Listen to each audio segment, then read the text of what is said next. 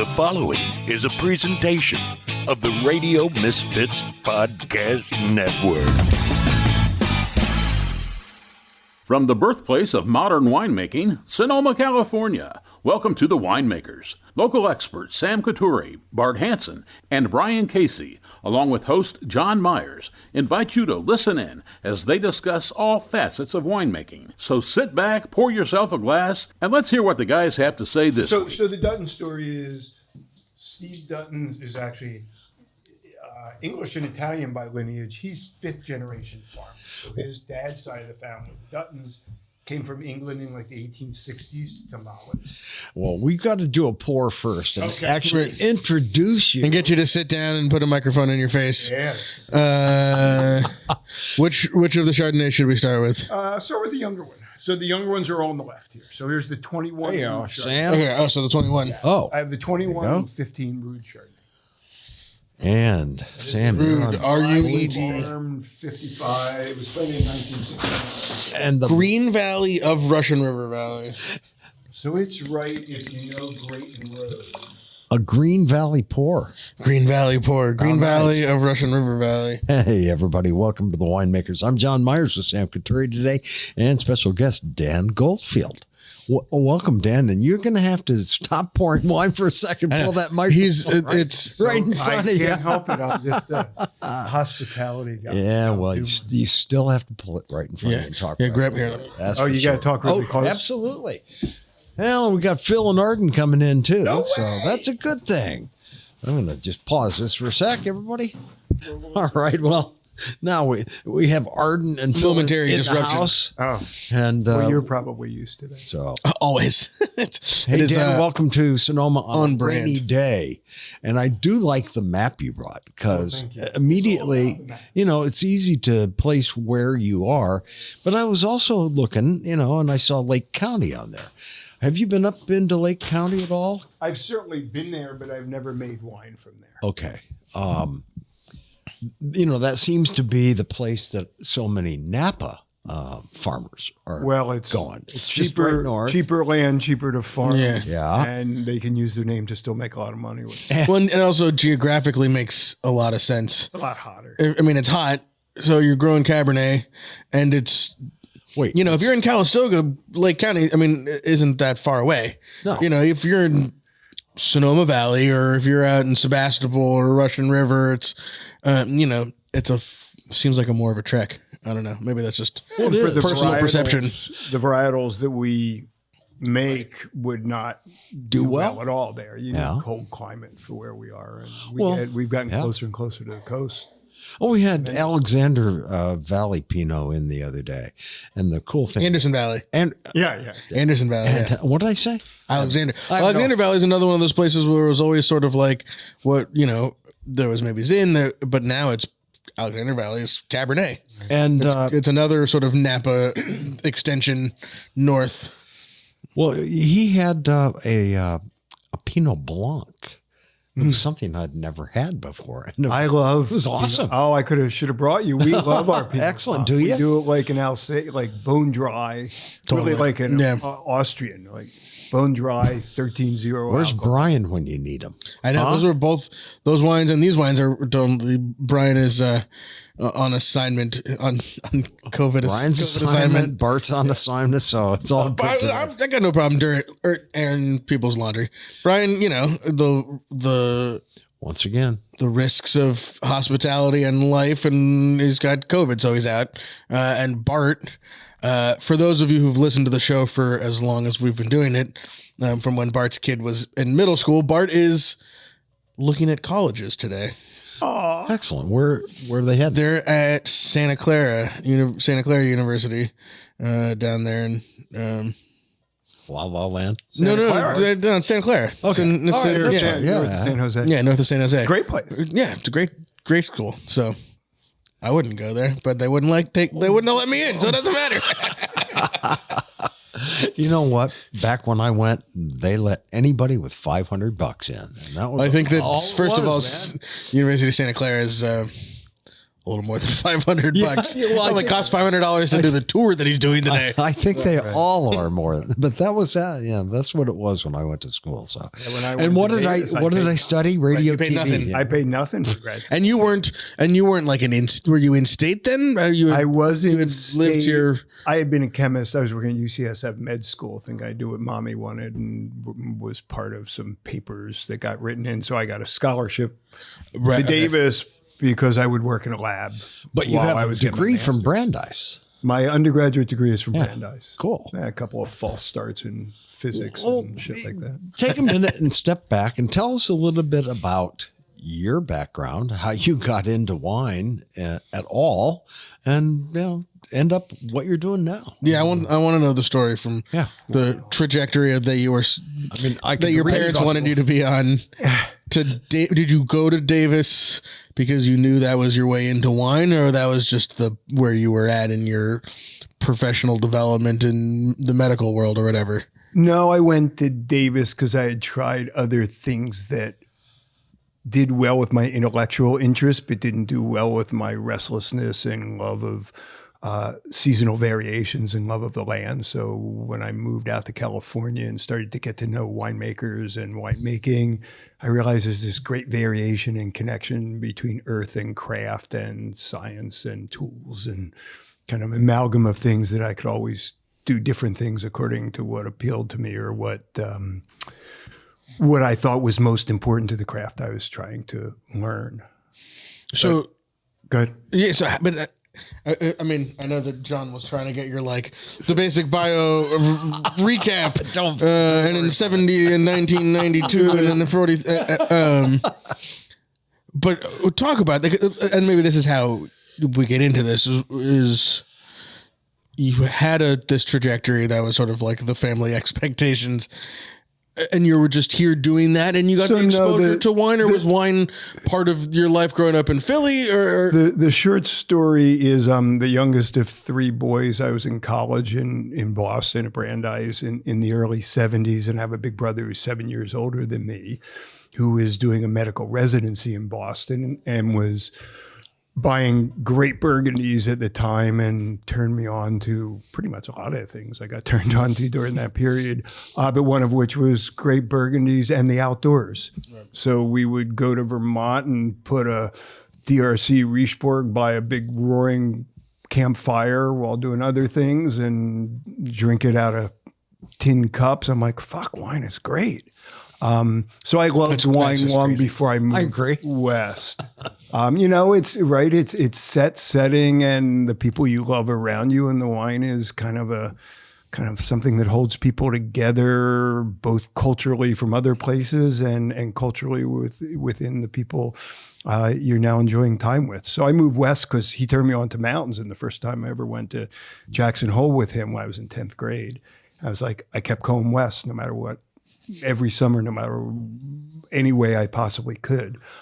So without going into too much detail, when I moved west, first to University of Utah, thinking I'd be a physicist and basically skiing and climbing mountains. Then I got a fellowship to study chemistry at UC Berkeley, thinking I'd do chemical engineering, and I started visiting the wineries. This was like 1980, 81. I was like, that was when Casser Fourny, which is long gone now, but the first vintage of Schaefer was 1978. I was like, fuck, California wine's not so bad. I was such a snob. The snob of the tin can DRC, the tin cup DRC. That and Barolos, they were my wines. But for reference sake, how much do you think your brother spent on that bottle? Oh, I know exactly. That was like 74, and it was a 69. The Richebourg was 20, and the Romane Conti was 35. Ooh. And what's that today, Sam? 1,000 times those prices. Oh yeah, easily 3,000 on release for the Romane Conti. Oh yeah. Well, when Snoop Dogg is shown drinking them in his parties, it changes. Well, and if you can, and it's not even like being able to afford them, being able to find them in the first place to buy them. I mean, if you have the money, you know, maybe those opportunities present themselves more regularly. But now it's just like it's become so saturated that just the thought of them, they disappear. They're into private cellars. They're into allocated to fancy restaurants before they even come out. Before they're even, oh yeah, it's like buying Futures. tickets from fucking Ticketmaster or something. It's like, good luck, buddy. It's the people who love to talk about them but never open them. That's my rule. I go to wine tastings and somebody will tell me about what's in their cellar. I'm like, let's not ever talk about a wine you don't want to open with me. So that's kind of the way I feel about it, which is why I brought the wines I love for you guys. Beautiful. So when I was I was working at UCSF Medical School for a while doing toxicology, which was interesting because that was during the beginning of the AIDS crisis in the early 80s, and realized it wasn't for me. I didn't like torturing animals, and I was too squeamish to be around toxins and sick people, and ended up visiting. I'll never forget visiting Acacia Winery when Larry Brooks was there and tasting, back when it was Acacia. Who we just had on the show a couple weeks ago. Oh, no kidding. Yeah. Oh, wonderful times. And I just remember tasting Yund and St. Clair and Winery Lake out of barrel. I'm like, wow, this is terroir in my country. And I hate using French words, but there's a culture around it. And so I ended up going back to school at Davis and worked at Mondavi as my first winery in 1985. Worked at Schramsberg and worked in Portugal for Schramsberg till 1989. We started a little winery called Caves Transmontaños that still exists. I didn't know that there was a Schramsberg, Portugal connection. Well, they no longer have ownership in it, but during that period, so that would be like 88 was my first year there. When I went to Portugal, and there was money from the common market because Portugal had applied to be, to join. And so there was money for anybody who invested in the poorer areas of Portugal. And Jack Davies, who was a great mentor for me, and who was very conservative, who was in the U.S. and a huge partier when he was in Portugal. He was so much fun in Portugal.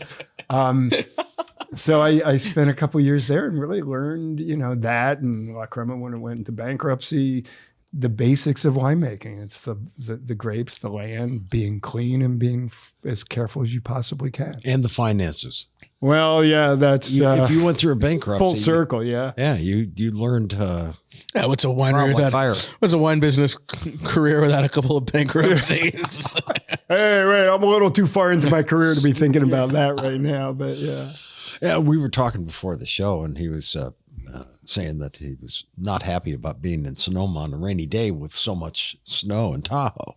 He'd rather be skiing. I thought of you because he's quite a skier. I was supposed to go up this weekend, and the combination of the crowd, a holiday weekend crowd, plus the storm, I can handle one or the other, but so there's a ton of snow up there, and I'm going to get up there next week, I think.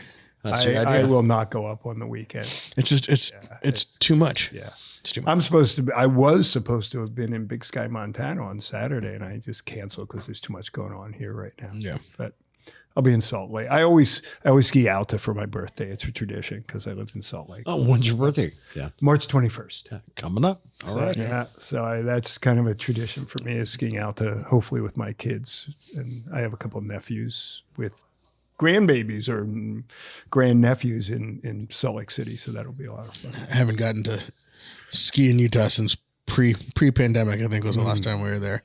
2019, 2018? I can't remember exactly.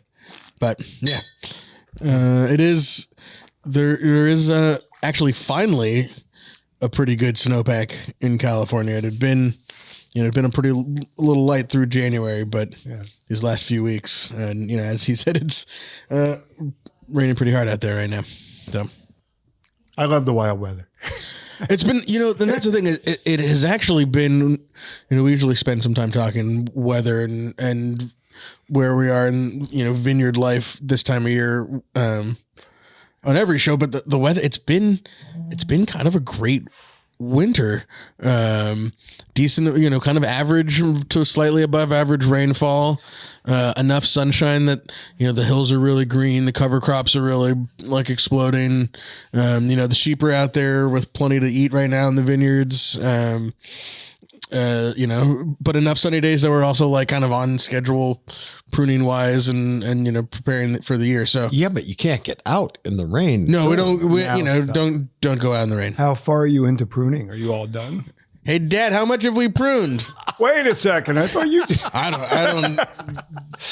don't know that. Just yell into the that air. level of Let's detail. see. He's got people answering his emails. His dad's doing the pruning. I won't ask. Questions. Yeah, just talking to a microphone and drink wine, I guess. Can you say? Well, you do it well. Yeah, you got to have something. You got to have something. Well, it's a good thing, Sam. It's very on brand for us. Yeah. So You mean not knowing the answers to legitimate questions? Yes, John and I on were brand. going into music before this started. Wine music, just craft, just Chicago blues. yeah. Yeah. But that's what my God. One of the other guys who turned me on to wine is my wonderful cousin who lives in Springfield, Massachusetts. We saw Bucka White like a week before he died. Just like old times.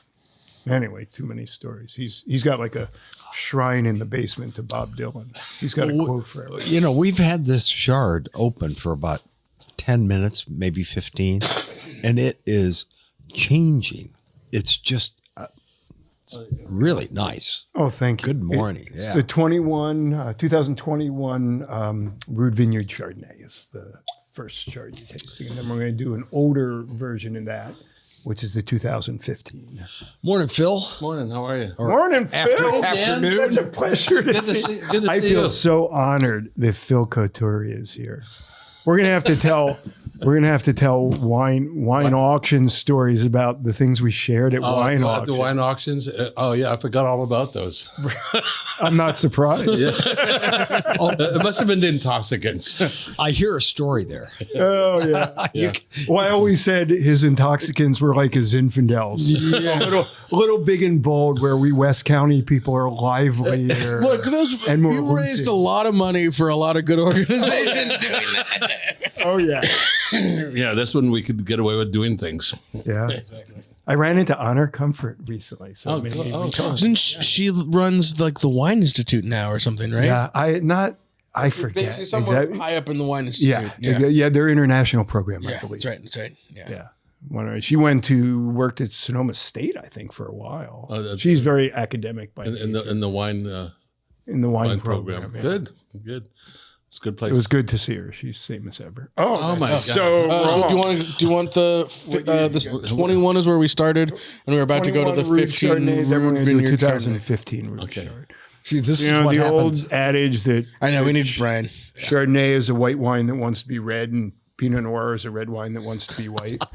And if there's any wine we make that I know will last 15 years, Is this- it's the good years of the Rude Chardonnay. Yeah. It was planted in '69, never been watered ever. It's like when I lived in Portugal. It's in West Green Valley, and Yeah, will you just? I mean, I know you have this big map out, but in words for those folks in podcast land, where Green, what Green Valley of Russian River and where the vineyard is specifically. so Russian River Valley is roughly a circular appellation, kind of in the middle, slightly western area of Sonoma County. It's really the first three ridges in from the coast with a broad valley that the appellation kind of ends on the east side of the the west side of the Mayacamas Mountains, and goes along basically up to Healdsburg, out to Sebastopol, and then ends west of Sebastopol on a ridge that we call Stoats Ridge. Green Valley is the southwest corner, essentially, of the Russian River Valley. Although now Russian River Valley appellation has been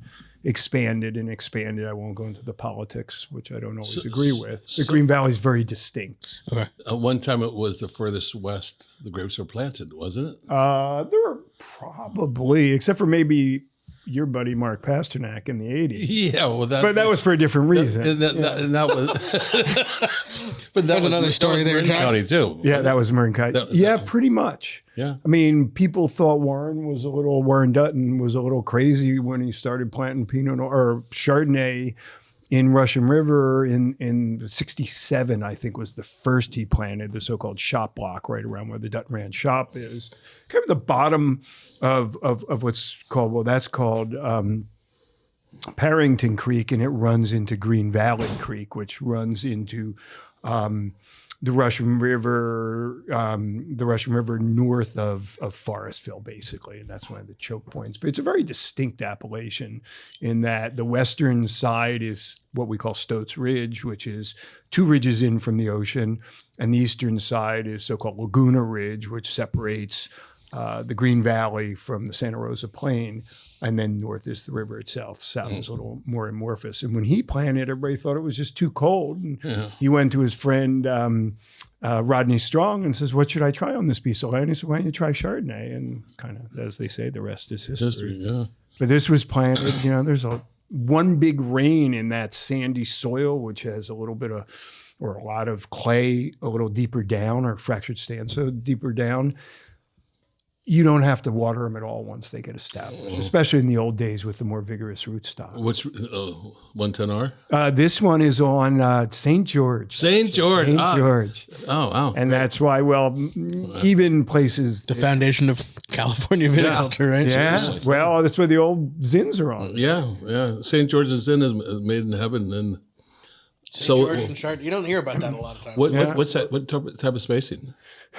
That would be probably 8 by 10. So pretty wide spacing. Yeah, well, it was planted in 1969. Yes, so the big vigorous. And they're just, I'd have to show you pictures, but they look like bonsai trees. They're like as big as my waist. Well, I sort of, in explaining what has happened during our career, I went from growing trees to growing bonsai plants now. Yeah. Because 8 by 10, 8 by 12 is when I started 400 vines to the acre.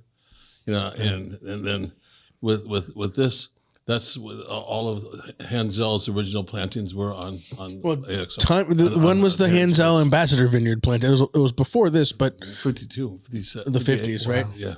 That would be like Vanderkamp, who you also know. Yeah, 52, I think he planted his. Yes, God bless him. Yeah. Are these valleys out here, have they been cleared or are they natural valleys? Because, southwest corner of Russian River Valley, I thought that was all forest. It was all redwood at one point, and redwood and lots of oaks as you get a little further east, and there's still a lot of timber there, but not so much. This was all right. The town of Occidental, which is essentially where I live, was settled by Italian folks in the 1860s who came to cut redwoods for the railroads. They all came from Tuscany, the Fassondinis and the Ganellas and the Rossinis. And that woods out there gets really deep. It's amazing. Yeah. Oh, it's the woods get deep. Spectacular. The soils are deep and rich because they create their own environment. They self-nurture themselves from the fall, the Fawn Falls, and. So this was not an apple orchard beforehand. Or did it not as far as I know. Okay. It could have been. It was planted in 1969, so that was the year I was bar mitzvahed. I wasn't really involved in the wine business at that point. Yeah, you're that young. I am. I know I don't look as good as you, but I'm trying. We go to the same barber though. Right. 3 of us. My kids call it the toilet bowl. So ML, 50%. 100% ML. So 100%. I'm really big on, if possible, not filtering. And if you have to filter, just loose for clarity. I do believe the clarity really matters because hazy wines age quicker because you have all these enucleation sites for reactions to take place. And so this at most will be very lightly pad filtered. So you're obligated to go through ML. And especially in the old days, I'll be honest, a little less now because of climate change or whatever you ascribe it to. The pHs are a little higher after ML, but even so, this is when they'll finish ML well under 3.5 pH. So it's really nice that right at the greatest starting wine, at like 3.1. Start like 3. So the old vines. This is a great discussion, actually, or at least to a chemist. But the old vines where you're not ameliorating the soil a whole lot because they're so self-sustaining, the potassiums aren't real high, so you'll get MADs that are pretty low to begin with. So this will come in at malic acid concentrations of 2 grams per liter, whatever. Okay. So there's not, 2.5 to 3. So the shift isn't that huge. So it'll come in the 3.2s, and I like it to finish around 3-4. Occasionally it'll be acidulated, but never after fermentation. So that's the beauty. It's full ML, sturdily 18 to 19 months in barrel.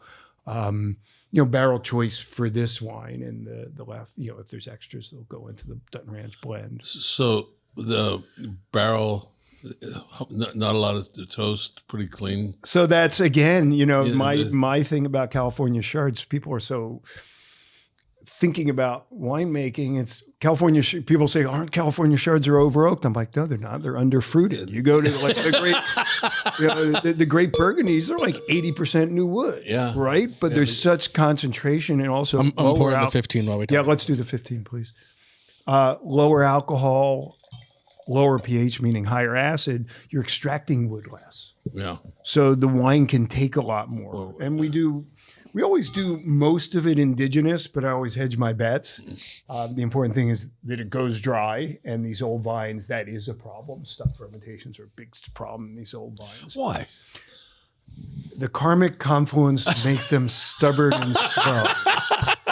The St. George, the attitude. It's the attitude. It's like you. It's all. Look at those eyebrows, right? He earned those freaking eyebrows. Okay, then. Wow. God knows, but it's just, And that's from a chemist, John. That answer. Well, one of the jokes, and I actually do think one of the advantages of being fairly versed in the chemistry of it, the chemistry is almost irrelevant. The scientific method's incredibly important, learning from everything you do. But the end of what you really know is a lot closer than most pretentious assholes tell you it is. and that's a big thing for me. I love the mysticism of it. Right? You keep all your data, you look at it, then you close your eyes, and the more you've felt it and the more you've looked at the data, the better your guesses are going to be. Yeah. Just like you in the vineyard. Yeah. I came somebody mentioned this phrase to me last week. I was in Virginia last week looking at grapeland for somebody.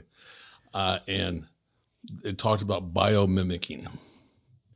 And the more I thought about that word, the more and thinking about this person's approach to growing grapes in Virginia and looking at the flora and fauna around there, and biomimicking as a key to how to get away with all that humidity and how to deal with the cover crops to suppress some of that humidity.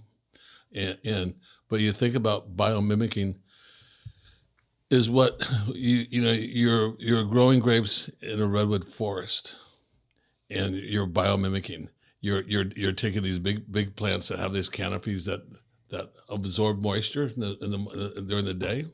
The trees. The trees. Yeah.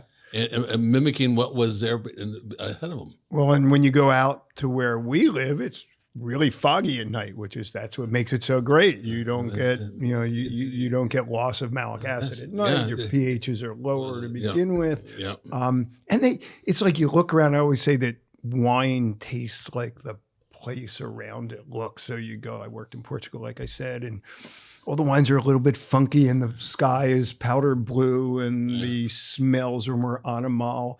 You come to where we live, and I always say I had a poster when I was in high school called Mescaline Woods.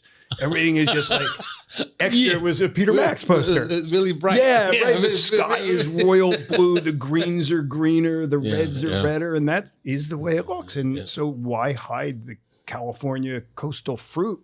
It wants to be bright. It wants, so you try and make it according to what you love about that piece of land. So this wine's really special to me. 9 years old. Yeah, and this will go many more years. Boy, 2015 was a great year. 15 was a tiny crop. It was the last. So this is a great call. This is a completely dry farm vineyard from the day it was planted. It's never been watered. This was the fourth year of the longest drought we've ever had. Was 2015. Yeah. The crop was tiny. It got picked quite early. But the acidity was intense. Everything about it. It's a little bit grippy. Yeah. Right. And that's the nature of these dry farmed old vines. The skins are a little thicker, and it's not like we do skin contact, but there's just going to be more phenolics. And I think I love Corton Charlemagne. And I love, right. You think about great white wines, the phenolic profile is a big part of how the balance goes. And I always get that in this wine. And did you say you never watered? This vineyard has never been watered. So can we, the Dutton Ranch, and then but is not where this vineyard is. This vineyard is, was leased for many, many years. No by longer the Dutton now, but in 2015, Steve farmed this. Okay. Steve is actually incredibly good at old, difficult to take care of vines. There's one vineyard that somebody bought out from under him. The first thing they did was pull out one of my favorite vineyards ever. I won't say the name because they didn't want to deal with the old vines. So there's something about the Duttons farm 80 separate, completely it's very Burgundian in that sense, non-contiguous vineyards. They farm, I believe it's about 1,200 acres of vineyards now, but in 80 different parcels. Wow. Ranging from the old vines on the ranch that were planted, they were actually planted the year Steve was born, which was 1967. He's exactly 10 years younger than me. To very, very new and modifying their farming or tweaking their farming according to the place is what being a farmer is all about. So 15 was actually a lot like the 03, which is still showing great, where the yield was tiny, the acid was high because of that. 15 is the only time in my career that we had a hailstorm and it knocked off shoots. It came in lava block. Yeah. In a lava, this is a hot, dry climate. It was, and you talk about the antithesis of Burgundy, but it was a Burgundy type of year. We had no fruit. I think we were dealing with 40 to 50% of the crop because of the bloom was in horrible weather. Yeah, not horrible. Yeah, it was horrible. It was just confused weather. Well, great 15 fact, if I may. Yeah. Is that the average high daytime temperature in January of 2015 was higher than the average daytime temperature in May of 2015. Wow. So everything totally. So right, remember, like the scene was zero. Yeah. That's right. Yeah. And then so everything woke up early and then it was foggy the whole May. So they bloomed in horrible weather. Yeah. It's fascinating that all you guys remember every Weather. year. And I don't remember your name, but I remember what days it rained 20 years ago. He's just another John. Do you remember when they used to, like at liquor stores, wine stores, they used to have a little card that was telling you what the best vintages were in France and Italy, and it was like, well, how cool is that? Memorize all these and you'll be cool. It's just remembering the weather. I mean, really, that's what it comes down to, right? I mean, the best vintages, not necessarily the best weather, but the best vintages have noteworthy weather effects. Well said. That because the 2012, 2018 great vintages, really easy weather. There might be more interesting vintages that came from more complicated weather years. 2012 to me is a vintage with no tension. Right. Great. And it was a beautiful. But it was the perfect year. It was perfect because we came out on 9, 10, and 11. 9 we got hit with the monsoon in October 9th, I think it was. You were probably already harvested, or maybe out there not. No, not the West, but yeah. But then 10 and 11 were just, great ski years. Horrible. I always remember by the better the spring skiing, the later the worse the better the later that's right. Yeah. That's it. Great. So, Phil, what were the key weather events in 2023? How will you remember that? 2023 is the coldest. I think the coldest bloom. What was the wettest winter ever on record? And the most snow in the Tahoe since 1952. Alta had 900 inches fall. Yeah, but the Alta's not in California, man. I know, but I don't care. It's fucking Alta. Sorry, I was dreaming. I apologize. I'll give it no, it was an incredibly wet, rain, cold year. There was no heat spikes at all during 2023. We had 2 inches of rain that happened. Late September. Late September. I saw the vintage on my back because of my when I had nothing better to do but to lay around, and We had it covered. You were fine. Watch tennis. Yeah, the 2 inches of rain were hard for the flowers that were growing in between the vines. Right. But it was tough. At least Well, that's how you talk about indicator plants for mildew. Yeah. Oh boy, that is a great shit. one. But also places like flowers. I'm doing a project down in Ojai at 2,200 feet on the first ridge inland, wow. and not 2% of the crop set. Flowers, there was no fruit out there because the bloom. You can't have grapes flowering during the fogs. You just can't. No, they They stick. abort. So. And we had the opposite where we had 2 places in Marin, and actually by far our place way up in Comchi on the hill, we didn't pick till November because it was a pretty big crop Yeah, it in was Comchi because it set really late. So it actually had a pretty good crop, but then it's a high wet place. And so we're picking Pinot in November is a little unusual. Yeah. Well, you grow grapes in Compsey. Yeah. A place called Docker Hill. I go have to take you there. It's a very Yeah. special Yeah. story and place. Yeah. And Yeah, they used to grow some things in Comchi. Yeah. Same people. Well, no, they closed down. So the only way they were able to support the place Yeah, was the people who took care of the vineyard had grow houses. But when the prices plummeted, they all had to leave and work in town. So getting help up to that vineyard is incredibly difficult. Well, I mean, for the folks listening at home, Comchi is sort of in the middle of the mountains between Mendocino Coast and Highway 101. Basically, it's And there's no like big roads. There's no highways. There's nothing out there. But it's good growing. It's good growing. and it's famous for its weed. Cannabis? More than anything Yeah. else. Yeah. Cool. I mean, it's good, cool weed country. The Comchi was like definitely a destination. Bill Kreisman. Yeah. He had a place in Compsey I used to go up and visit all the time. And actually, who's right down the hill? I forget her name, but a very famous, I'll remember, very famous singer on Docker Hill Road. Yeah, is it? Oh, I wish Carson Obisham was here. She could tell this. I'm thinking of her. I could see. Red haired with Yes. the gray hair. Come on, Bonnie Raitt.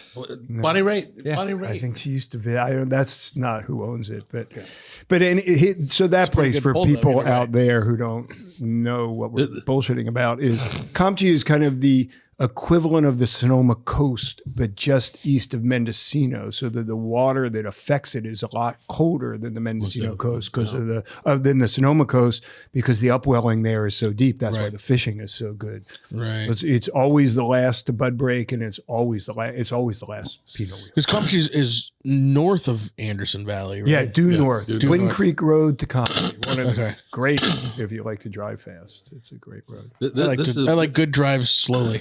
Yeah, that's just as even better if you're a passenger, especially. This really.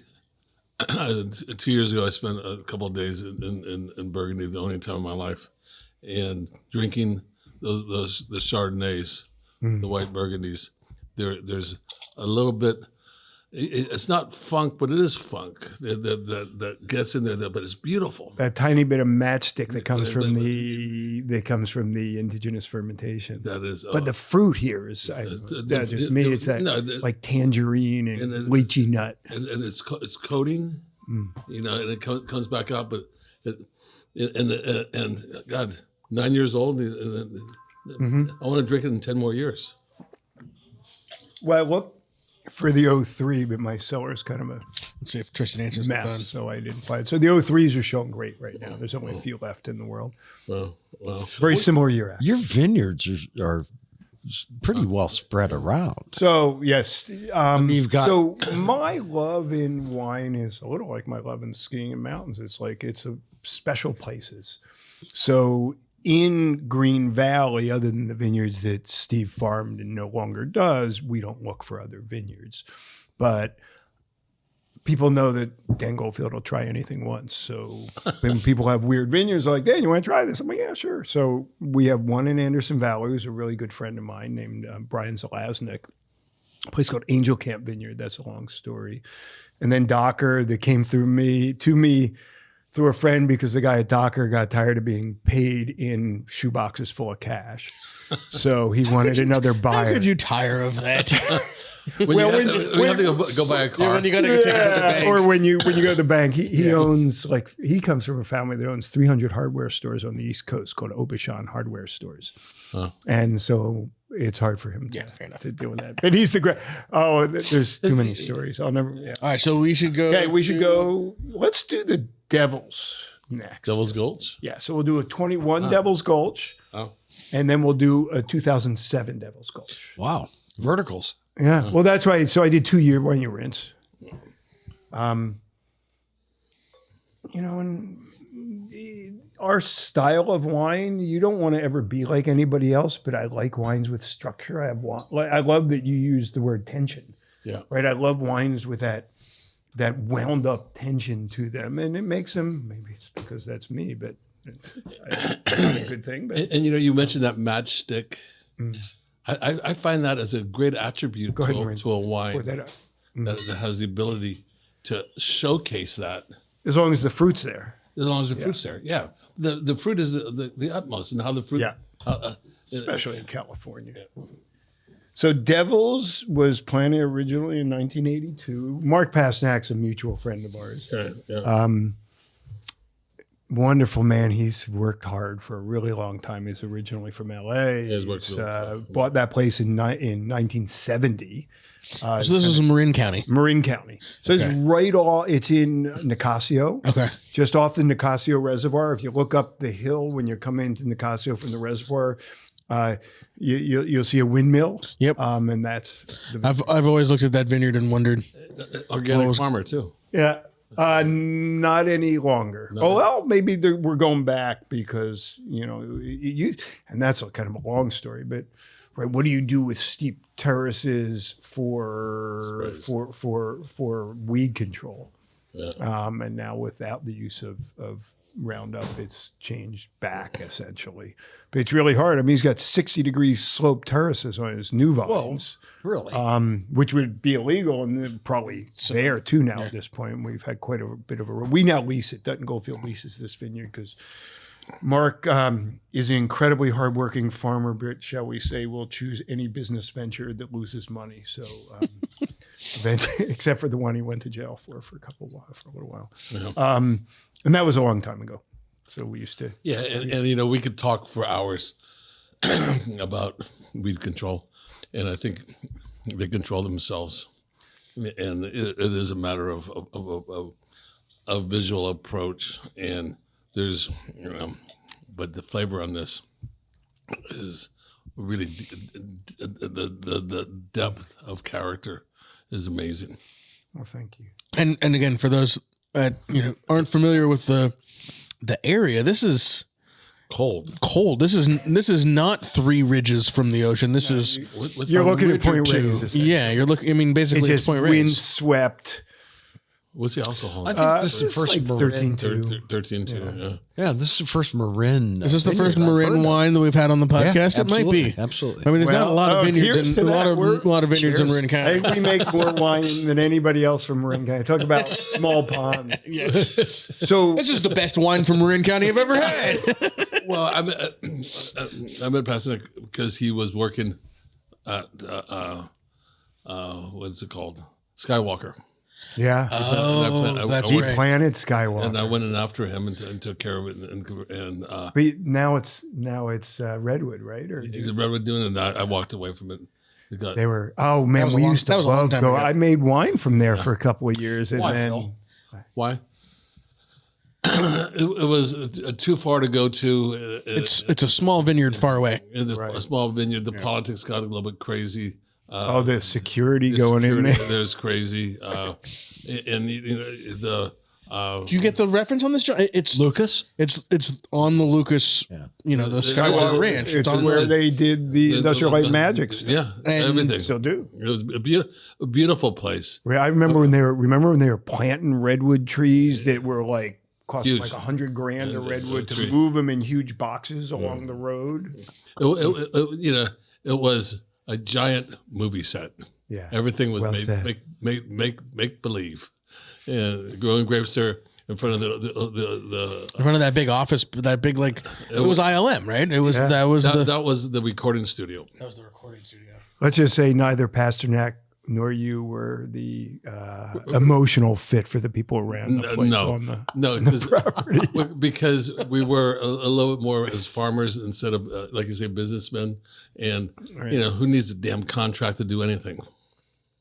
We did get to go to the opening of Star Wars. A premiere of episode. So this is to give you a sense of the time of this, John. It was episode 1. It was when the original. The original when the 76? No, episode 1.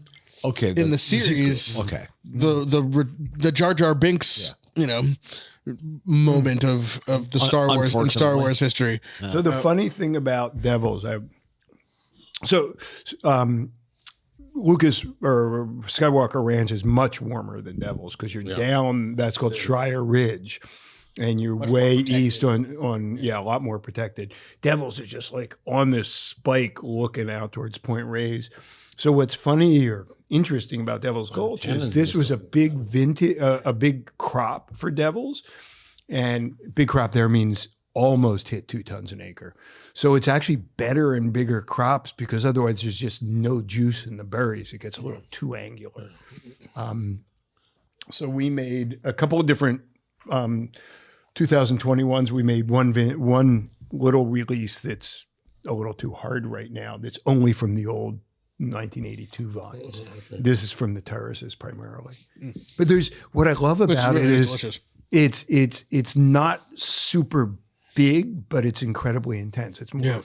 You never want to be like anybody else, but I like Burgundies. They say a lot without yelling, which is not Mark Pasternak, but it is the wine. What I like about it is I think California is too hot for Burgundy for Pinot, and this is it. The tannin structure. This is a baby. Yeah, the length, the length that it hauls, and what I find. And I like big ripe wines because of where I grow, because that's the climate that I grow in. This is big ripe wines with low alcohol because it's where the climate that it grows in is ripe, because the tannin structure is such that you could feel that ripeness into it, but without the alcohol just overwhelming it, because it doesn't need it. This is a fun wine to make. It's not always easy. What are the alcohol levels in these? They're mid-13s generally. So you never add water. No, excuse me. Jesus units. No. Yeah. Oh, Jesus. What? No. Moses units. No. Very rarely. Certainly not to this wine. The fermentation adjunct. Right, to keep it. All right. I'll never forget way back when I was at Hartford Court in 1994, and Steve Dutton was driving the trucks for his dad. It wasn't even called Hartford Court then. That was the vintage from which Hartford Court got created, because Jess Jackson and Tom Selfridge loved the wines. And Tom Selfridge? Yeah, Tom's an old buddy. He was involved in Carmenet for a while. Yeah, of course. I know. Get in the microphone, Dad. Yeah, get it. Yeah. Yeah, it's God, there's so many good people. One of the things I love about our craft is that people got into it intentionally. If you're going to be in this business, it's because you chose to be in it. Some people were born into it, but with the expansion, that's not necessarily the case. So the people are just characters. They're working intentionally, and that's like a really fun part of it for me. So we're talking about Tom Selfridge. Just a great mentor for me. He had a real life, and he respected people who got their job done and didn't micromanage people who work for him because they had other things to do. And he was the only boss I ever had who I didn't mind having as a boss. I always say that about Tom. And I was at Carmenet when you and I met. Who was the guy who was there? Jeff Baker. Yeah, Jeff. But before that, I can picture him. But and he's at Rapri now. No, Jeff is retired now. Jeff was the winemaker at Stone Edge, but Jeff was the founding winemaker at Carmenet. Okay. But after, when I was working Randall Watkins. Randall Watkins. Good guy. Randall Watkins came in Jeff gave him his first job, I think, from the Okay. Ravens. You know, it's I really still work with Randall. And now Randall's the winemaker. and Laurel Glen. Laura Gordon, right? Yeah, and Laurel Glen. Laurel Glen is like these wines. They're old. And this is a compliment. Old school California wines. Thank you. You know, they're not made for the. I mean, I'm sure the critics love them. I don't pay attention to critics that often anyway, unless you get 100 points. Right. Only when they're saying nice things about you do we pay attention to They're the not going to charge more money. No, Well, the trouble is, if you pay attention to the nice things, you have to pay attention to the shitty things. So I choose to do neither. but you know, this you think of California wines. California Pinots to me have too high of alcohol and they lose that structure. And I love alcohol. It's interesting that there are only 200 planted acres in Marin Oh, County good job. Okay. and 17,000 in Mendocino. And what So are there there's in like Sonoma? Do you know? 62,000 in Sonoma. So there's something like 58 in Napa County, 62,000 in Sonoma County, and 200 in Marin County. So you like can be forgiven for not having had Not a having Marin had a County pre- wine. 2007. So here's a Now try this. 2007. So 07, one of generally regarded as one of the great vintages Great of the Yeah. last 100 years. I have an extra bottle of this in case it's not, you never know with where. The ones that went directly to my personal cellar are always in better shape. The ones back then we were custom crushing in other places, they weren't all kept as good. So I missed the first part, but Dutton were farmers before they got involved in grapes. oh yeah, they all the apples and they did row crops.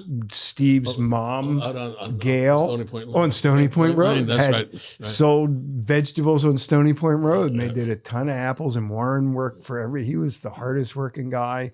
It's like I mean, when I first met Steve, he was driving trucks, like I said, I didn't tell that story, but he was driving trucks for his dad. And we got to be friends because if there was a line for dumping Chardonnay at Hartford Court, I say, Steve, you leave the truck here, take my car because I'm not leaving. And when it's your turn to dump, I'll call you and you can come back. It's just like you get to know people. And I don't even want to drink this. I just want to smell it. yeah, it's like I think of like mushrooms. I want to. And it needs to be. They all need to breathe. That's the forest floor Of West County. Indeed. Yeah. The forest floor of West County. Yeah. Yeah. And they have Or I sheep- guess Marin County in this case. On the other hand, West Marin County. Way out in West Marin. We don't need any fences out there to tell the difference between the two states. on the other hand, Phil, I think that everything right now in Sonoma smells like the forest. Smells like wet forest. I know Right now, today it does. That's for sure. the forest is now in like what little pasture So- I have behind my house. How many cases of these single vineyard wines are you doing? Approximately. Minimum, anywhere between 150 to 350 Cases, generally. yeah. So the Devils this year was probably 400 cases because it was a big vintage. And- The Rude, same thing. And Dutton Goldfield is it part of Jackson's? No, we're 100%. It's 50-50, Steve and me, basically. When I met you is when you and Marco and company, you had started working with KJ, right? When I first met you was back in when La Crema was La Crema. just bought by Yeah, KJ, yeah. and then we started Hartford.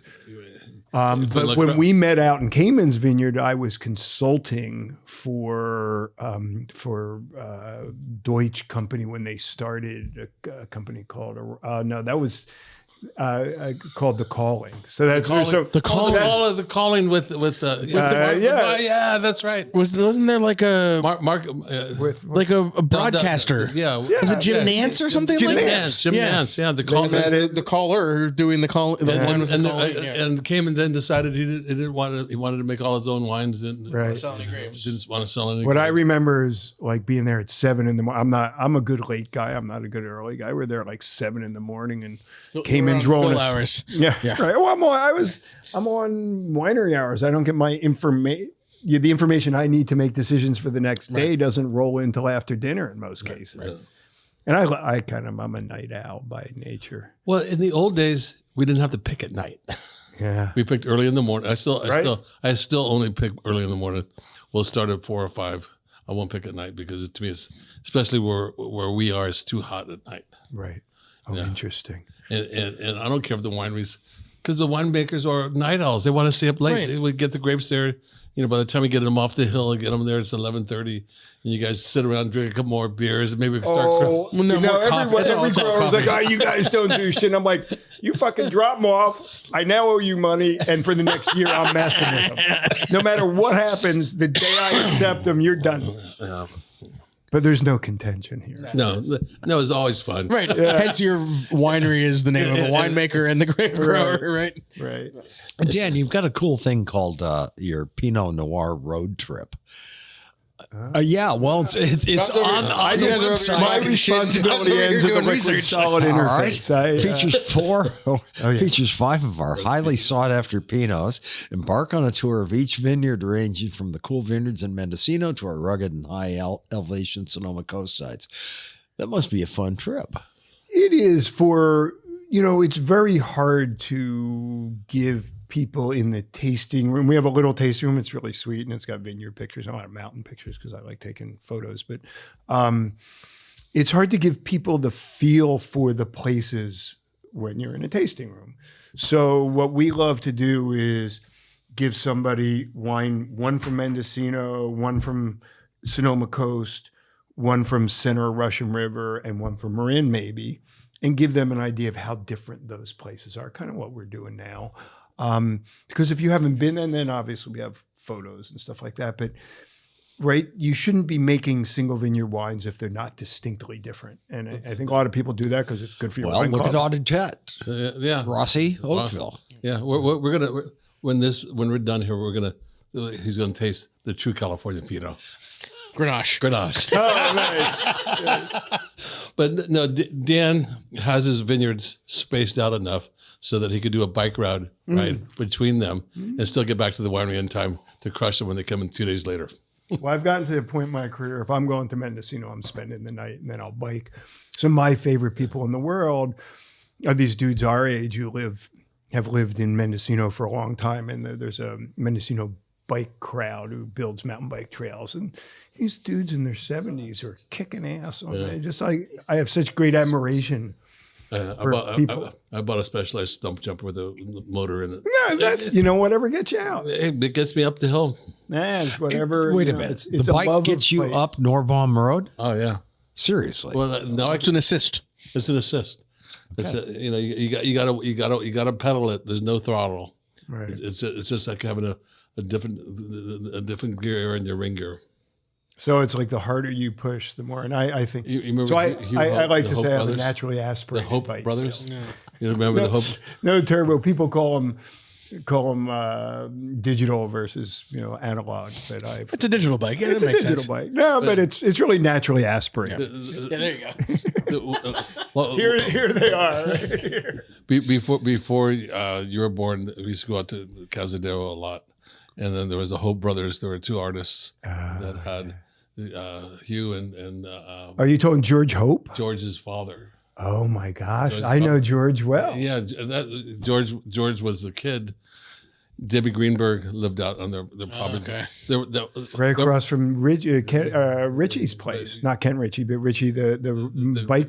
The bike mechanic. Yeah. The bike Tom design- Ritchie. Tom, but one of the major fires of it must have been the late 70s, early 80s was the Cazadero fire, and wiped out these. There was all these 40-acre subdivisions that were put together, and there was that guy out there that was starting to grow one of the first Pinot Noir growers out in Cazadero. Not Hirsch.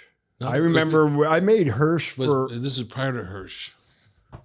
Was it Bohan? Bohan. It was Bohan. Yeah. So I used to bike up there. I'd take my mountain bike out like a fucking idiot because that was when weed was illegal. So I just ride up a dirt road until, to see what was out there. And then like somebody, flowing sorry would show up with a shotgun and ask me. That happened once. I'm like, okay. Turn the bike around, sir. Turn my bike around. that place, the Hopes, that place burned. Yeah. It was. Must have smelled good when it burned. It was a crazy ass fire. It was a crazy fire. And there's, Kings Ridge is one of the classic rides. There's Cab on Kings Ridge, which is the next ridge east from Bohan. Which was the second ridge off of the ocean. Yeah, exactly. So the first ridge is Fort Ross, Seaview Ridge, Right. where Flowers is. Then it's Bohan Dillon Ridge. Right. Okay. That's what I call it. And then the next one is Kings Ridge, where they grow Cab on Kings Ridge. They do. Wow. I probably haven't been out there in 40 years. I love that drive. One of my great Hartford Court stories was Jess Jackson bought a piece of land up in Annapolis that he asked me to scope out. And there's a huge KJ vineyard up there. Right. And it was part of Don Hartford, who's a wonderful guy I worked for at Hartford Court, of course. And he had never seen the piece of land. So I had just bought my first ever cars, and I had BMW M3, and I took Don Hartford up to Annapolis in the M3, and he's the nicest, most respectful guy in the world. And he stopped to throw up twice.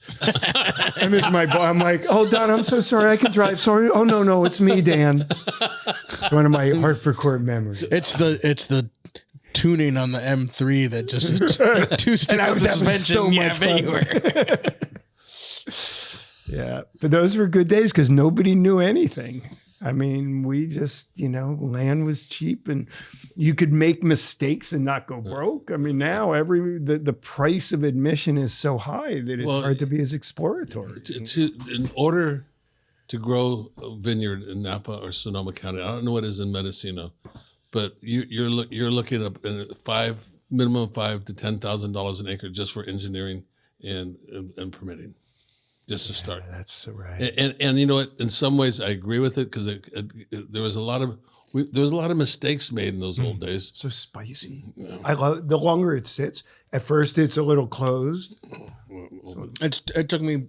I was just smelling it for 10 minutes before I tasted it, and there was just it's 07, so you're starting to get some of those soy saucy kind of notes that I love, but it's like a sweetness to it. It's yeah.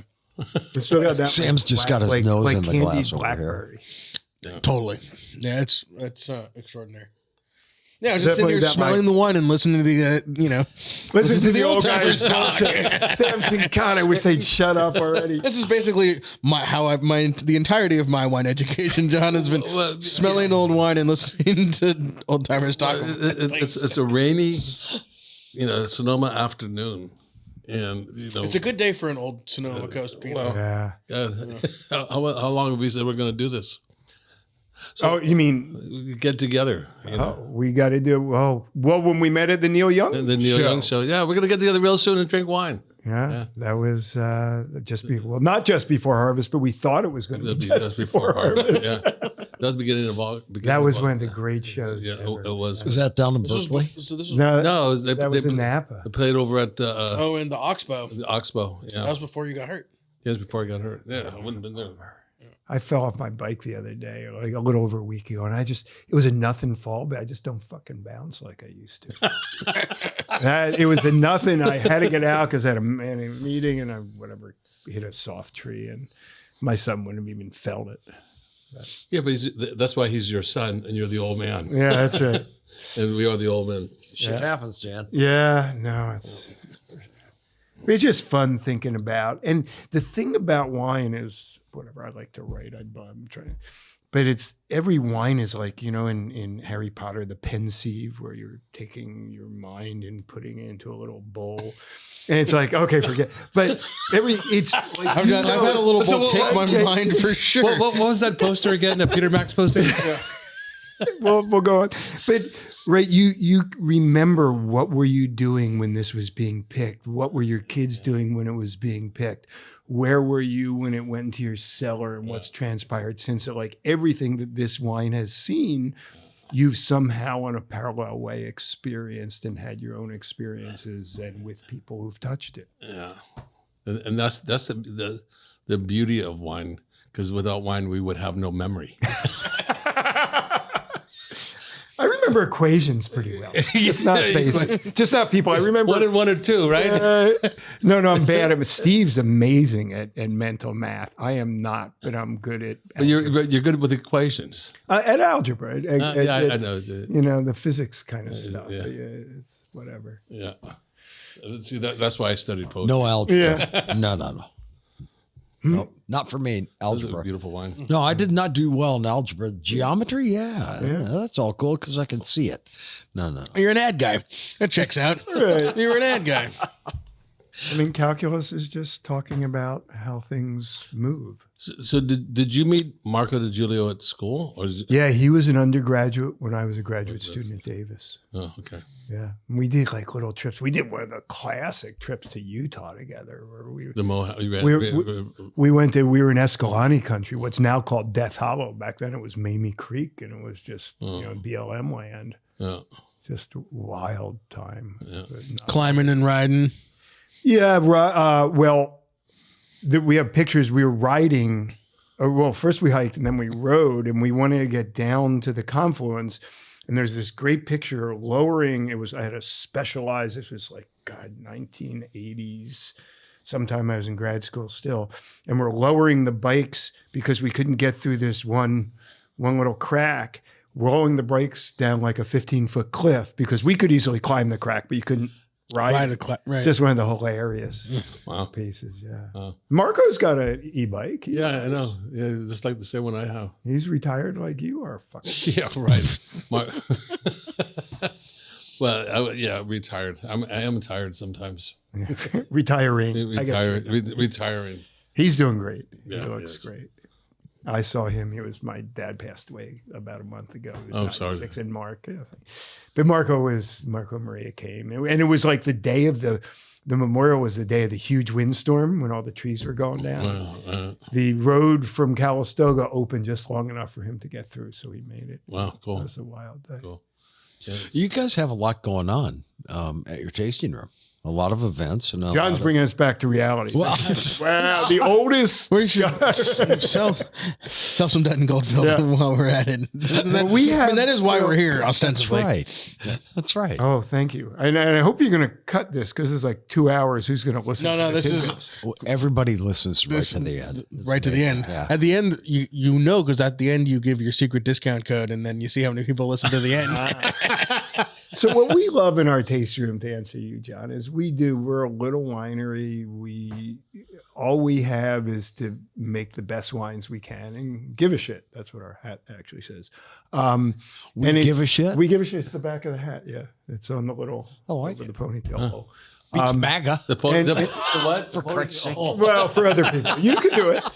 And it's just each person in the tasting room sells and presents the way they want to, and we hope we give them as much information as they want and can use. And I always tell them, never talk about things you don't know about, or if you don't know the answer, say you'll find it.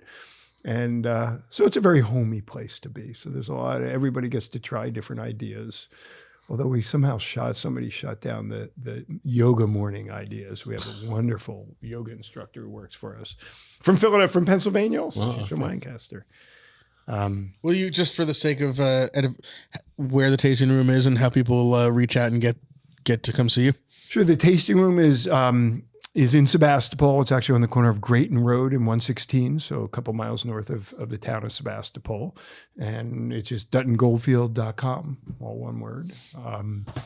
And we always pick up the phone, or if not, it's because they're away from it, but there's no automated stuff. And it's just about being who we are. You know, we always our marketing shtick is to find people who find what we do interesting, not to convince anybody of anything they don't already find interesting.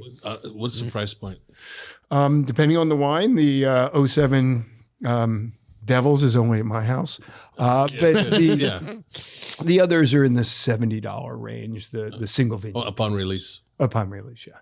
Yeah, but And then the Dutton Ranch wines are these are wines 50. to collect, to hold on to and collect, and watch them grow. I mean, Without question, tasting.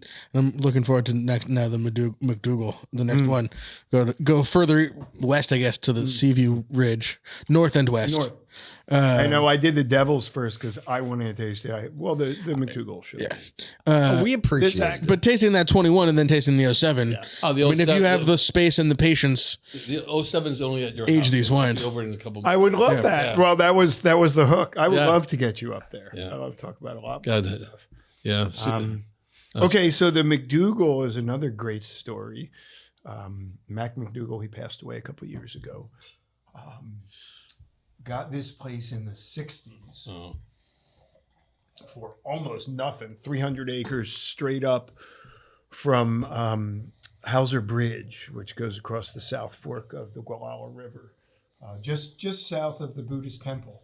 Oh, okay. And he was, I mean, as McDougal would denote, was very Scottish, and just an honorable man. We probably never voted together, but he was the sweetest guy ever. His son was a gunsmith. His son who passed away. Actually, both of his sons have now passed away. And this piece of land right at the corner of Kings Ridge Road, Tin Barn Road, and Hauser Briggs Road, which has been somewhat inundated by bicyclists ever since Levi's Grand Fondo, but we won't go into my feelings on that. Well, I think loggers and bikers ought to get along, and we did until the racer egotistical types started showing up. But that's getting into my view of the world. like there's some need for bikers, cyclists, and loggers to get along because when they collide, it doesn't work. Well, out. there's a clear winner. There's a clear winner. There's some, like I always say, it doesn't really matter who has the right of way when you're dead. These are fabulous wines, man. Oh, thank you. And this is coming from somebody that Does nothing but deride California peanut. Yeah. Well, if it's not special. So this was planted by Warren. Warren Dutton passed away in 2001. 2001. So 2001, yeah. He was only 57. Wow. It was actually really sad. It was shocking, obviously. It was a shocking change for Steve. Dutton Goldfield was started is not Dutton Ranch has nothing to do with Dutton Goldfield, the ranch itself. I have no ownership, and there's no ownership by the ranch in Dutton Goldfield. It's Steve Dutton and myself. Mm-hmm. It was a little bit of an independence project for Steve. He's just when we started it, 1998 was our first year. And then when his dad passed away, Steve just did an incredible job over years of, taking the reins. But, well, it was independence for you also, right? yeah, it was. I'll just never forget walking out of a meeting with, how do you put it? The evil one of the, I love Jess Jackson. I got along with him. Well, great, Jess, he was a pioneer. There's no question about it. and he treated winemakers well, especially since I had taken a winery through bankruptcy. So I was responsible by nature. So I was less of a pain in the ass than most winemakers. But he kind of fancied himself a Medici of winemakers. He funded our, and he did, and he was incredibly smart and all that. And then, times went up and down, and there was one vice president I didn't get along with so well, and I would have never been let go. But it just ceased to be fun. I mean, La Crema went down to 20,000 cases in bankruptcy. It was 70,000 cases when I started. Some of our best wines are from 92, the bankruptcy year, where I cobbled deals where I made wine with people who couldn't sell it and said, you still own it, but I have an option to buy it for X amount in a year. So it was 20,000 cases. It was 250,000 cases when I left, and now it's millions. But I still have great pride in their little megalomaniacal. But the people are still wonderful in it. I have great friends at KJ. Yeah. So I wanted, I had to choose: do I want to be a executive or do I want to be a craftsperson? And I want to choose. So Steve and I started this. Yeah, it was brilliant because the wines are brilliant. Oh, thank you. So this is the wife of this couple. Her name's Barbara McDougal, and Max since passed away. Went to school with Warren Dutton, went to high school with Warren Dutton. And Warren came out to this 300-acre place up high above the Gualala River and said, this would be a great place to have a vineyard. And of course, Warren said that about every place that was on the planet. So they planted 8 acres, and Dutton Goldfield's been getting it since 1999. Yes. 8. 1999 was the first. It was planted, I believe, in 97. And then 99 was our first year. It might have been 2001 was our first year. 8, not 8, 80, 8 acres. No, 98. So the first vintage of this. About the acre. Ocho. 8 acres. Oh, 8.0. 8.0. Of 300. It's on a. It's actually a warm spot. It's really sandy loam facing south. It's basically you're looking at the backside of Hearst Vineyard, Okay. but it's a much more protected spot than Hearst Vineyard. And now we share with a few people. There's some really nice people who are working on it right now, and it's in a transition because people get old, and one of the hardest things is to keep a family vineyard. To keep a family vineyard going for another generation is unbelievable. Well, it's tough because the essence, the history of wine, it's a multi-generational business. Right. Once California can really pull that off, is I think where our wines will get better and better and better. Mm-hmm. Because it's craftsmanship, it's the love of the land, and it's the love of a vision of why we're doing it that is important. And getting to know what you love about that piece of land. Yeah, how many winters do you have to go through? Right.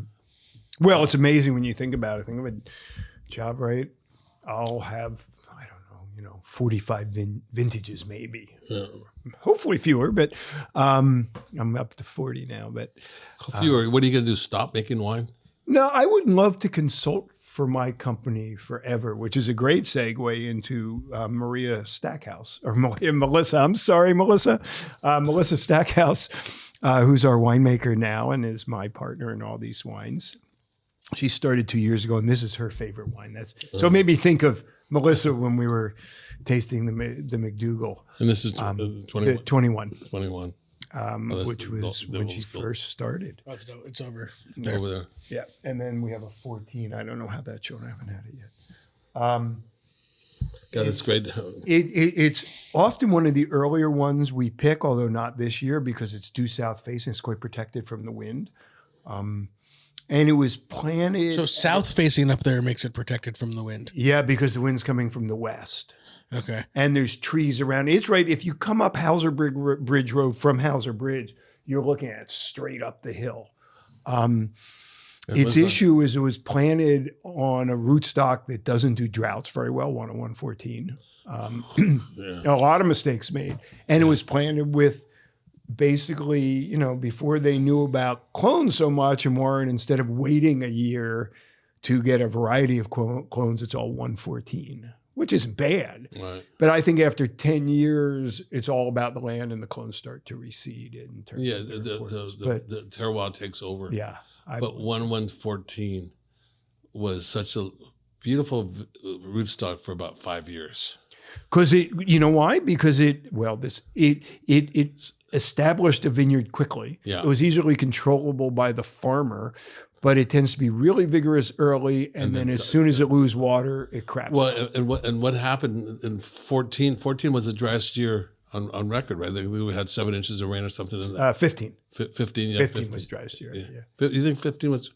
Out here 14. Oh, okay. Well, we could argue because we're. Well, there were 4 years of drought, so I don't know. I might be wrong about that. Well, and if you drove through Carneros during those drought years, there were a lot of 101-14, everything was turning red. Yeah. It wasn't really red blotch. It was vines shut down. They couldn't stand the drought. They couldn't withstand it. Right. And then what am I thinking of that's slow to grow but incredibly well? 420A. 420A, which is freaking gives you a bigger crop, Yeah. more balanced growth, deeper root. And they said it takes more water to. It's the opposite. It doesn't. It takes water to establish it, but once it gets established, That's right. But it has a real long ripening curve, a long growing season. And it takes probably an extra year to get your first good crop because it's slower as a baby. But both of you have brought up a lot of mistakes were made. All right. What are some of the mistakes you see right now around Sonoma Valley? People have to listen a long time to get in the dirt now. Well, you know what? It's 3:28. I was supposed to be at my office at 3. That's how many mistakes were made. You can't be in a hurry. Well said. You can't be in a hurry, and that's one thing that to this day, Robert Kamen says about what Marco DiGiulio told him in 98, 99, somewhere there, that you can't be in a hurry, and you can't get rich quick in this business. You can't have. There's no such thing as instant gratification, and you're better off waiting a year than that was this vineyard. Should have waited a year. Yeah, and once you wait, that it tells you what to do. Right. But that's so un-American, and which is why public companies are so shitty in the wine business, because quarterly. There's cannot be measured in quarterly reports. No. Well, that's the interesting thing. They've really tried to take the wine industry and put it into their own mold. It's not every one of these manufactured. is so they're excuse me, John. Let's just take the moment and let Phil wax poetically about California Pinot Noir. That doesn't happen very often. Because I do such a horrible job growing it. I know. Marco always said every time he brought me into a couple of projects, God bless him, and he says, "I'm glad I don't make Pinot." And every damn winemaker I know wants to make Pinot. I just wanted to live in Sonoma County. You want to live where it's cold in Sonoma County. Well, where I worked. It's when cold. I worked in Napa, actually the place I live now on Willow Creek Road is where, when I got my first mountain bike in 1987, I looked on a topo map and here's a dirt road going to the coast. I'm like, I'm going to go check it out. And 30 years later, I bought a house there. Cool. Yeah. So that's Life's simple. Just Can't be in a hurry. Why? And you can only plan a little, right? Work hard and look up every once in a while. Yeah. Dan, such a pleasure to have you here. I'm sorry it wasn't a nicer day, but we need the rain and it's soaking up. We were talking with somebody the other day who said once it was raining, it was so dry that normally when you get rain, the creeks all really fill up. None of the creeks filled up. It was so dry, everything went into the earth and it was absorbed. In the beginning. Right. And now that's not quite the that's situation, not is happening it? Well, I'm going to show you something when you said that. This won't show on the podcast, but there's a creek called Dutchfield Creek that goes down from. We'll put them up. Okay. Send me the pictures. We'll put up. Okay. Yeah. There's actually a video of, I won't go into the details, of a creek that's a little trickle that's never completely dried up. It basically dries up from Occidental to Monte Rio. That looks like Yosemite Falls. Wow. Like on the day of the big storm on that Right. Sunday 3 weeks ago. It was incredible. I heard that we've had over 3.5 inches of rain just in the last 72 hours. I believe it. I mean, Yeah. my house was. I had thunder and lightning. Well, it was so much. Yeah, fun. there was a big thunderstorm that moved north of You here. probably had Yeah. 6 inches of rain out there. Oh, easily. Yeah, they Well, it varies. We were on the low side. I mean, Well, we're right. So the rainiest spots all along the California coast, which is why the redwoods are biggest, in the first valley east of the first ridge, because a storm comes across the ocean. It hits that first ridge, has to go up over it, and it's colder as you go higher then. And so it drops, and the dew point, the moisture can't be held. So the most rain, right, like Ross and like Cazadero, they're always the wettest places in the neighborhood. That first in valley. the world, Cazadero is one of the wettest places. I love Cazadero. Oh God! I wouldn't want to live in the woods. No. I like living high up. did you look up our rain? Yeah, we've had 3 inches of rain since. And this So I is like at your house or something? I'm looking at the 17th. It was 1.5 inches. The 18th it was 1 inch. The 19th was just under 1 inch, and today was just almost 1/2 inch. So that's almost 4 inches of rain. Yeah. This is- yeah, just for fun. Well, the creeks are flowing. That's for damn sure. Oh, and my backyard is Soaking. swamp. Wow, he's happy. Well, we live on that hill, and it just doesn't, everything runs down. Right, runs down to Yeah. Runs into the lady who lives across Yeah, I remember taking photos of you and your dad on the and your next son street the over. mountain. Yeah. Yeah. It was a great time. Dan, Yes, sir. How does everybody get in touch with you? Dan at Dutton Goldfield, or just info at Dutton Gold. Anything at Dutton Goldfield goes right. to either Valerie, our general manager, Valerie Wathen, or myself. Or if you just go dipshit at Dutton Goldfield, somebody will get it. Okay. And I'm changing my email address. Yeah. That's a good one. Shit at there's our entire company. could go to anyone. Like 10 people. We're little guys. I wish I could stay and talk with you longer, but Sam, make sure you get some Grenache before. Yeah, well, But he certainly talked too long already. So. No, it's Well, have you had the 14? I haven't tried it. yeah, the 14 is. I find these wines just very, very unique. You can see your hand through them all. Thank you. And there's just, and I don't say this because I know him, because he's out of his mind, but the wines. Try the 14. Yeah, Before you go. I have. You have the 14? Yeah, I had the 14. There's always like a little, almost bay leaf, and there are bay trees around there, but there's always a little grippy edge to this wine. It is very bay, sort of bay essence on the edges of the palate. Yeah. Which it came a little on the 21, definitely sort of developed. But even in the nose of this, 10 years later, it comes out. totally. Well, that's You say bay, I say eucalyptus. Yeah, no eucalyptus. No, eucalyptus is doesn't non-compatible with Pinot Noir for sure. I'm pretty sure that was the 14. So let me. I love the mouthfeel on this one. Again, it's got a lot of grip to it without being like overwhelmingly fat. Yeah, it's the same. And when you're doing any craft like what you do, you always decide, if I'm gonna make a mistake, on which side would I make the mistake. So I'd rather be a little too tight than a little too uninteresting and flabby. So it's just a choice. I'd rather be under oak than over oak. Well, When you're going to get more longevity in the wines that way, right? I mean, that's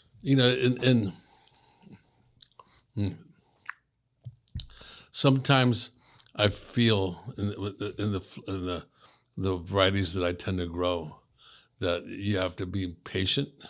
You have to be patient in any variety that you grow till you understand, when you taste it, the ripeness. Then you sort of scratch your head and said, well, maybe I'll wait another week just to be sure. Right. But it is to get the fruit in balance.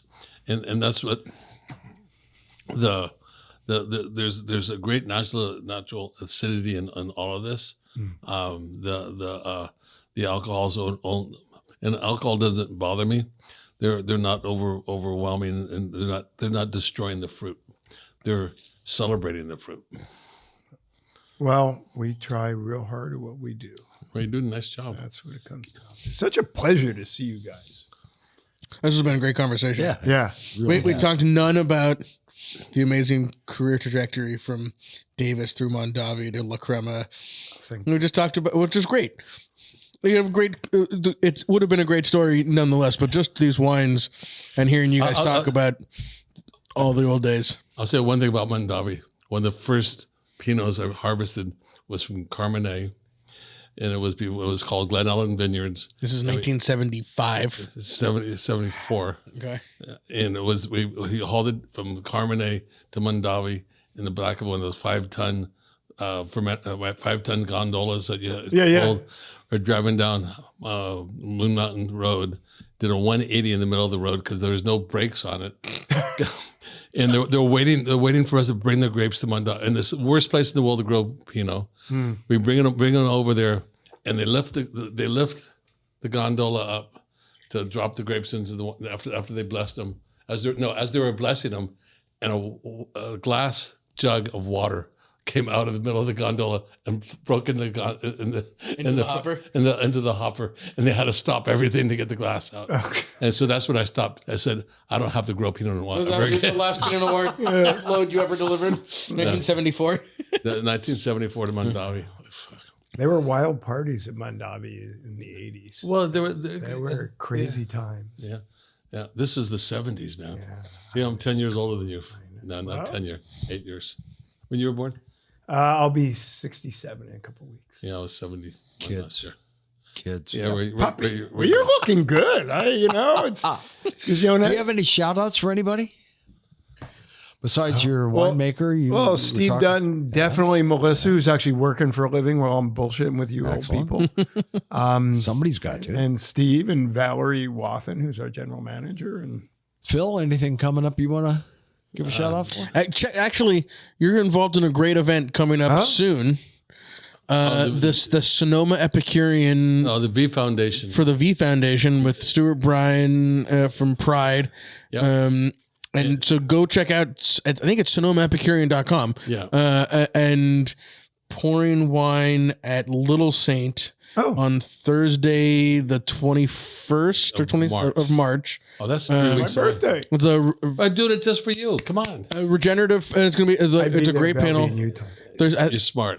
there might be some representatives from the Jackson family there, so hopefully they don't listen to this episode. No, it's a great cause. The V Foundation. They're talking So, about regenerative farming and organic farming, and that's why we it's So, be fun. go- That's coming up. That's in like a month.